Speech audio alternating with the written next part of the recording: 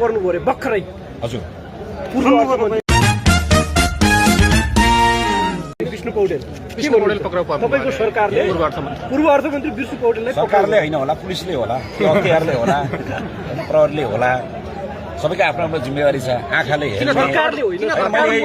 मैले यही भने त आँखाले हेर्ने कानले सुन्ने नाकले सुन्ने मुखले बोल्ने आफ्नो आफ्नो 10 वाला बिस्कुट का पैकेट कितना का है जी अङ्गहरू छन् किन धरपकड गर्न खोज्नु भएको तपाईहरुले राज्यको एउटा अङ्गले चाहिँ काम गर्यो होला मैले फेरि पनि भने कसैले कानुनको उल्लङ्घन गर्यो भने कानुन आकर्षण भयो होला नि त हैन कसैले चाहिँ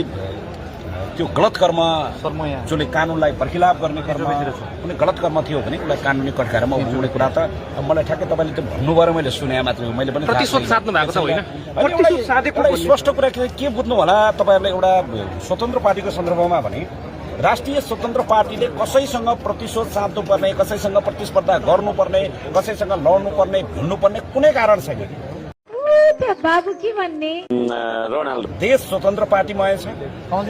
सारा जनता स्वतन्त्र पार्टीको पक्षमा छन् जनताले ताली बजाए पुग्ने गरी चाहिँ जनमत दिएर पठाएका छन् भने हामीले कसैको गाला पड्काउनु पर्ने कसै बन्दुक पड्काउनु पर्ने केही छैन ताली पड्काए पुग्छ राष्ट्रिय स्वतन्त्र पार्टीले हिजो अतिथि देव भवको स्लोगन नै बिर्स्यो भन्ने पनि आरोप छ तपाईहरुमाथि अतिथि बोलाउने गाली गरेर पठाउने अतिथिलाई हामीले ससम्मान बोलाएका हौं पत्र पठाएर बोलाएका हौं निम्तो दिएर बोलाएका हौं अतिथि यो मन्त्री लिनलाई भोलि बिहान पारीको टोयलेटमा आउनु है सला सकी आउनु भयो जे सम्मान दिएका छौं त्यो सम्मान उहाँले लिनु पर्यो अतिथि आउने हाम्रै घरमा बस्ने